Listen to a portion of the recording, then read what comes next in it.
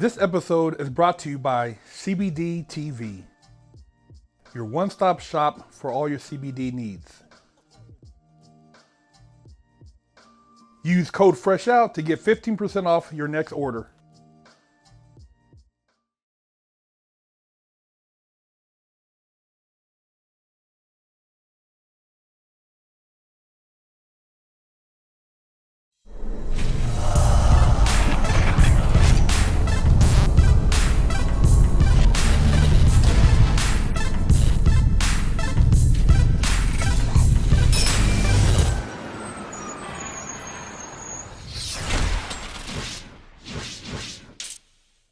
So, man, that's crazy, man. Just how quick, just rather than give you the benefit of the doubt, you can get whacked like that.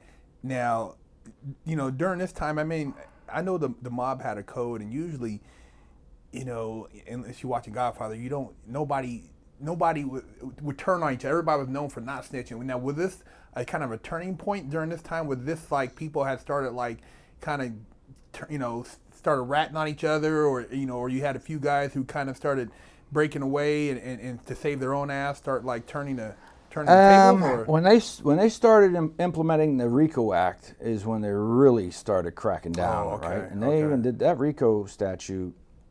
It was intended for the Italians, specifically for to break it all down. Yeah, it was even they named it an Italian name. It was like a slap in the face, RICO. Okay. So, and the RICO statute, if a boss orders a hit and just puts a name on a piece of paper, right? He tells it to someone. And then, here's a great example, Sammy the Bull. Sammy the Bull is a great example. Mm-hmm. He gets told, by Gotti, or whoever at the time could have been, to kill X, Y, and Z. And Sammy the Bull goes and kills, 200-300 people. Because of the RICO statute, all he has to do is say, he ordered me to do it. That guy gets charged with the same murder. So they end up, what the feds were getting clever. If they could scare the bosses enough, they could stop them from ordering the hits. So now they're arresting the bosses just for putting a name on a piece of paper. So what's that make a boss do? Boss doesn't want to go to prison for the rest of his life. Now the hits stop. Now they start thinking, wait a minute, it's not, I'm going to sit high and mighty now here and just say, you know what, whack that guy, whack that guy, whack that. No, all that shit stopped. All the whacking stopped. It had to be really, you're going to get clipped, it better be important. Really, really serious matter, because it could go downhill and it could take down a whole crew. That RICO thing was no joke. So if you'll notice, probably around the 2000 era, you haven't seen a lot of organized crime. I used to see twice a month, something happening on TV. Mm-hmm. This family did this, even if it was small stuff. It'd be the mob got caught, mob here. I mean, this is South Florida. Mm-hmm. Up in New York, a lot of people, I don't know what happened in New York. I'm not watching New York news. Mm-hmm. You got 5 families, thousands of members, all doing different things. Man, you'd probably have shit on the news every day over there. South Florida, you got the Colombians, you got thousands of kilos of cocaine coming in. You get the Cubans, you got Jamaicans coming in robbing people, burning them on fire. I mean, you got all kinds of shit. But you'd always see something with the mob, but it wasn't often, but it was at least a few times a year, at least. This crew, that crew got popped.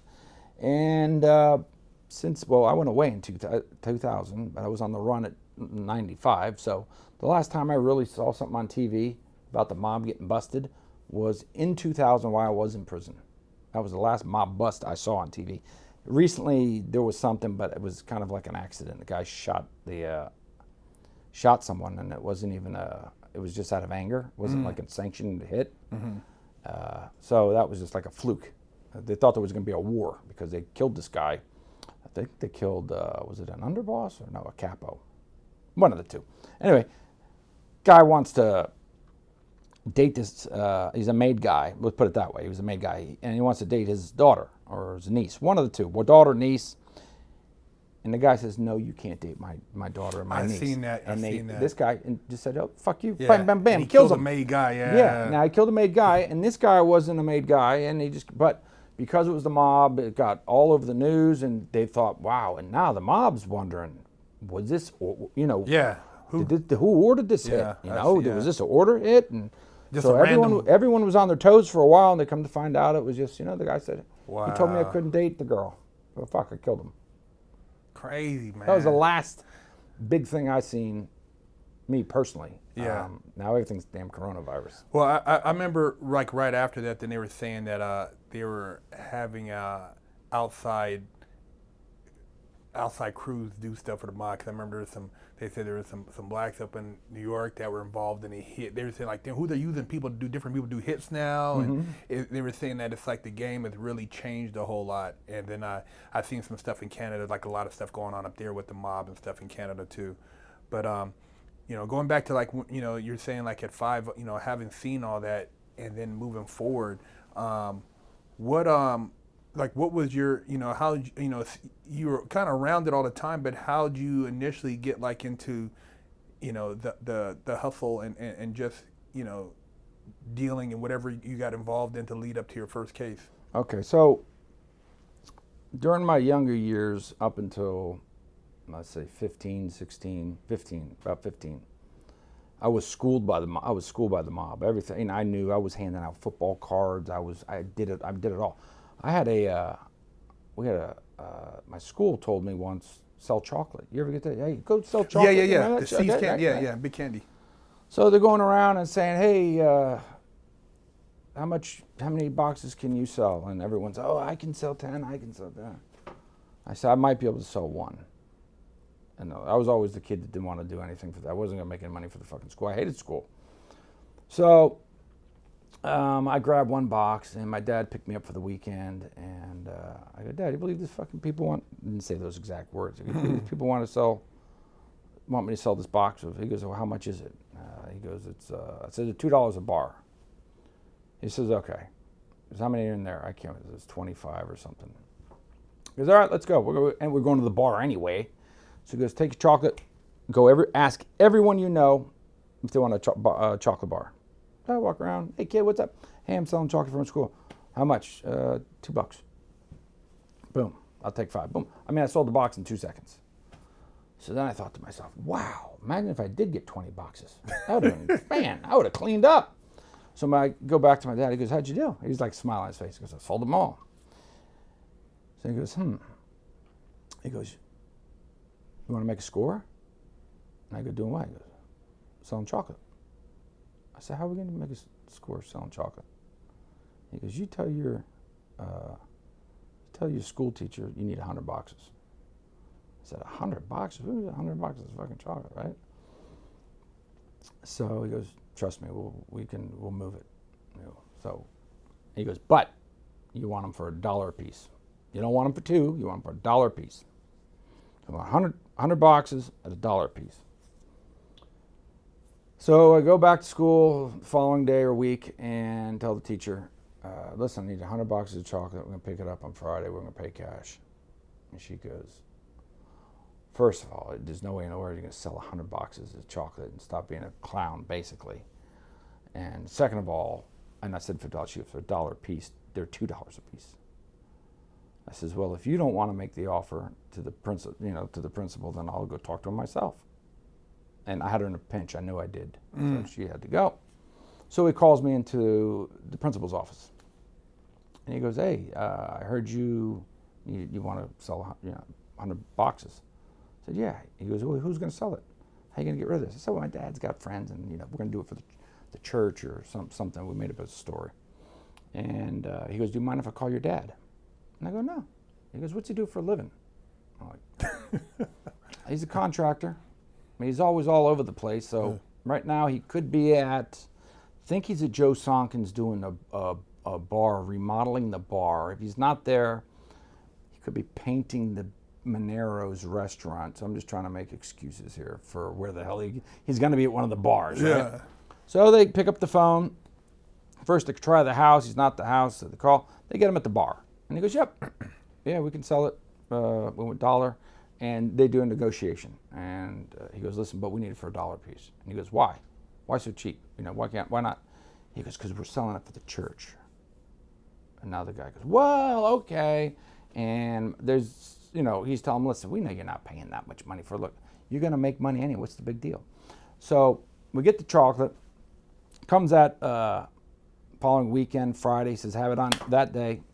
The guy's coming after school, and my dad said, listen, don't tell any of the kids. Because there was this big, whoever sold the most chocolate got a plaque, or who the fuck knows what they were going to give him, a fucking baseball hat, I don't know. He goes, on 2 conditions. You don't tell anyone you're doing this, and number 2, you're not getting no plaque, nothing, 0. Give it to the next kid. Yeah, right? exactly. That's it, Okay. give it to the next kid. Fine with me. So the weekend comes Friday. He's got the guys comes in with their dollies, put the chocolate on, out they go, cash to the lady. He's like, pop, pop, pop, pop. And he sits there and he goes to her, so, I hear my son's doing really good this year. And he's got his guys with him, and she's like, and I was doing terrible. I was like, F. Fail, fail, fail, fail. I couldn't, I was like Charlie Brown listening to this bit. Womp, womp, womp, womp. I was falling, I hated school. I couldn't listen. I couldn't stand it. So he tells my teacher, so I hear my son's doing really good this year. And she's like at a dead, doesn't know what to say. She goes, yeah, he's doing better. I thought he was getting an A. Well, yeah, an A. I thought he told me he was getting an A. And she goes, yeah, I think he's really close to getting an A this year. I said, yeah, okay, that's good. Let's just keep it that way, right? And so we go, and we got all this chocolate. So I go, Dad, this is a lot of chocolate. How are we going to move it? He goes, all right, now we're selling cases. We're not selling chocolate bars anymore. We're going to sell the case by the case. Mm-hmm. So he goes, okay, so you got 3, you got $20, 20, I think it was 20 in each one. So he goes, all right, they're $2 a piece. We got them for $1. We're going to sell them for $3 a piece, $60 a case. $60 a case. That's a lot of money. He goes, we're going to do the same thing. We're going to go around from bar to bar to bar to bar. So now I'm going up to the guys. Hey, a case of chocolate, da-da-da. Guy, here's the money. Boom, boom. Here's your chocolate. Keep the I don't want the fucking chocolate. Keep the chocolate. You trying to kill me? So I'm like, all right, okay. Keep the 60. Go to the next guy. What do you got there? I'm selling chocolate. He goes, for who? I said, the school. And it's in with the church. You got a fucking racket going on, huh? Here, I'll take 3. Here's this. Boom, boom, boom. Here's your chocolate. Get the fuck out. I got all this fucking chocolate left. So that you could. Didn't sell it. And getting a few guys would take a box here and there, but by the end of the day, we had half the chocolate still left over. It was unreal. Made a shitload of money. I think I walked out with $5,000 after we had to pay back. I had to whack it up with my dad. We had it was about $5,000. So he goes, all right, we got 5,000, maybe count it all out and all that shit. He goes, all right, do the math. Like I was in math school. That was the only math I really enjoyed. Separate all your money. You got your 1s, your 10s, your 5s, blah, blah, blah, blah. Put it in order. All right. How much did we pay for the chocolate? That much. How much did we sell it for? That much. Okay. What's our end? That much. Okay. We got 5,000. All right. You get 2,500. I get 2,500. Okay. Boom. He goes, what are we going to do with the rest of the chocolate? He goes, we're going to sell it back to the school. I says, how the hell are we going to do that? He goes, trust me. I'll sell it right back to me. So take the chocolate we got left over, bring it back to the school and get the money back. He also had a side deal going on with the principal. So he's in on the racket too. The principal's in on the racket too. So the whole thing was, it was quite interesting. And during that time when I'm selling the chocolate, he says, you see that guy right there? And I go, yeah. His name was Jerry Chili. He just died a few years ago. He's a really good friend. He was the capo of the Bananos. He's been down here since I can remember. Right? He was the top dog. And he goes, go give him, go give him $400, $500. It was some money. So he goes, stand there, wait for him to acknowledge you, and then walk over to him. I stand over there, and he's talking to someone about, I'm like, we put him in the trunk of the fucking car. Jerry was really loud, and just one of those funny guys who could tell a great story. And so I stand there, and he looks at me and goes, what's up, kid? I said, I got to talk to you for something. He goes, come here, wait, what is it? I said, said, here, I give him a little, like I said, I got a little something for you. He goes, yeah. Get that real groggy voice. You got a little something for me, huh? He goes, I like it better when you got a lot of something for me, but I'll take a little. What is it? What do you got? He goes, where'd you? He got 5. You got 5 fazools. So what'd you do? How'd you make this? I said, I was selling money, selling chocolate for the church. He goes, so you got a racket going on. I said, yeah. And he screams over to my dad, hey, Caucci. Cheers. That was my first real racket right there. And, the money, he goes, we got to keep the money at the house. Don't tell your mother because she'll kill me. They were divorced at the time, like I said. But then, I saw all kinds of stuff like that. It wasn't nothing. The worst one was the beating. But the other stuff, they were doing gambling, football, bingo at the beach, in the pool, handing out the bingo cards. I was doing all kinds of shit. But it was part of the game that you make sure you always took care of the boss. Always took, give him a little kickback. And we didn't have to, it wasn't one of those things, but Jerry Chili, he was the guy, if there was something big, Chili was the dude. He's the one you wanted to know. And he'd just say, we got a problem. So later on in my life, Chili really came into play. That really, really helped. So as I got older, I'm doing the mob thing. I'm, learning all their rules and listening to my dad telling me, and then he had to go to prison, and he explained to me how it worked, and he goes, but he was never he never got under their hook. He goes, listen, son, you could be with them, join them, or be a part of all of them and do whatever you want. He says, once they bring you in, you're with them, you're with that family, right? He goes, or you could just stay out here and just be friends with all of them. Nothing changes. You got a problem with A, you go to B. You got a problem with B, you go to A. You just go all over the place. And he goes, the mob's about money. He goes, this is what he goes, the mob is about money, and that's it. They want their fucking money. So if you can make money, you got them by the balls. So with these younger kids, like we'll say for gang members today, right? And it's the same thing with the mob. It's about being a part of something. For a lot of people, it's maybe they were orphaned and they were on the street, and some mobster took a liking to the kid, and now they feel like they're part of the family, and that's really their family. That's their true family, right? This could happen in any gang. Maybe the Bloods, Crips, I don't know how they work in California, but this could happen to any kid. They could get sucked in easy. Maybe the parents don't pay attention to them. You got those. Then you got other people that are just, they just don't have an inner strength that they feel like they're something by themselves. But if they join a group, then they feel a little more powerful. Think in a sense it gives you purpose? Purpose, exactly. So they get purpose.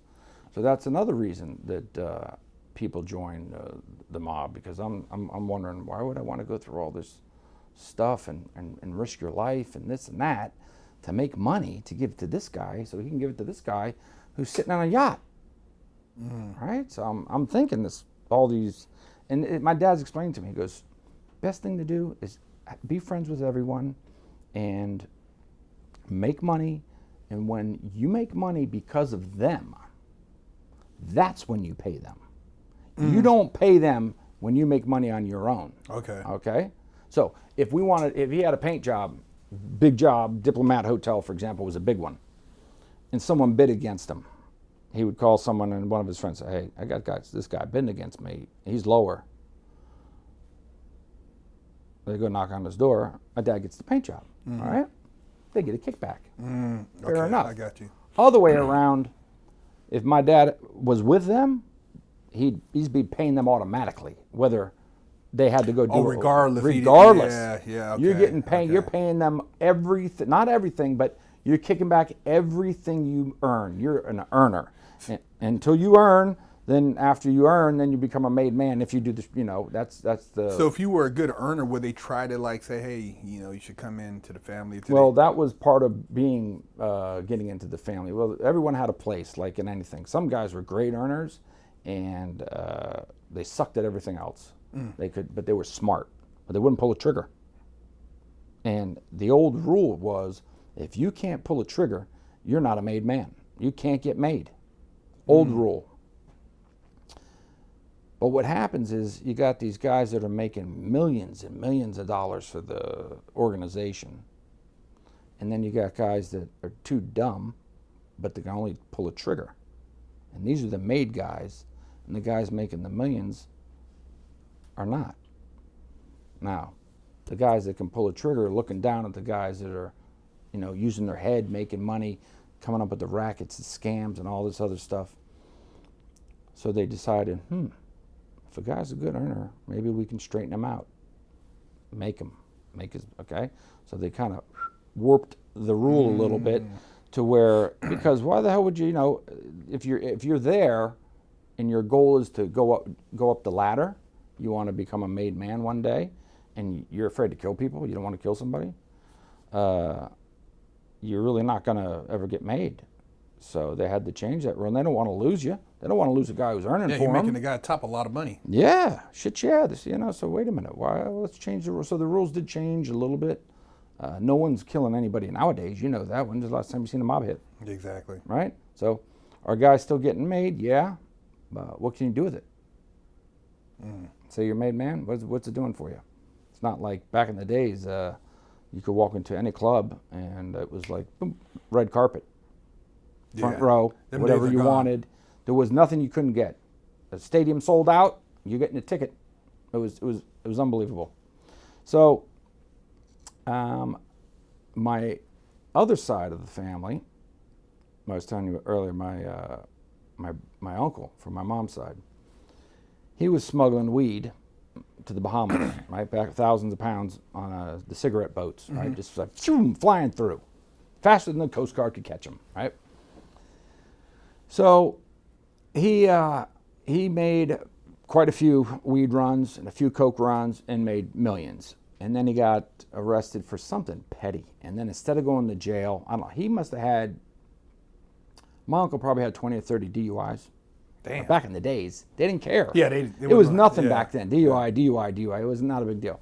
He never had a license that was clean. It was always suspended. So he goes in front of the judge because he really had never gotten arrested for anything big. It was just DUIs. I think they caught him with a gram of coke or something. So it was either jail or rehab. So he did a year in rehab. He gets out. He's got 5 cars. He's got to sell all his stuff. And all his connections didn't want to, go anywhere near him. So he eventually sold everything down to, because he got out and tried to live like he lived before he went in. Yeah. So he gets out. You ever hear of a Pantera? Yeah, a Pantera. yeah, Okay. yeah. So Muscle car guy, he had a Pantera, and so he ended up he's buying a Pantera. He has to sell that, has to sell his Mercedes, and as fast as the money's coming in, as fast as it's going, and he's not selling drugs anymore. He ends up he ends up moving into my house, sleeping on the sofa. He went from millions to nothing. Now my mom was doing not that good at the time.